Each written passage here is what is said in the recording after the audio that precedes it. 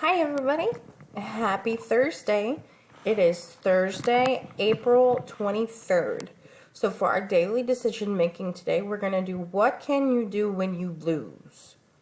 Yell, relax, pout, negative words and thoughts, positive words and thoughts, refuse to play again, throw a tantrum, remember what you did well, fight and argue, make a plan for next time, think about how you can do better, or try again.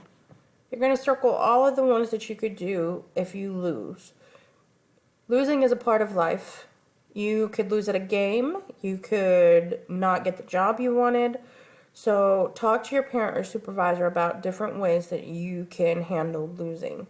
And also log into decision making and complete slide 21. Have a great day.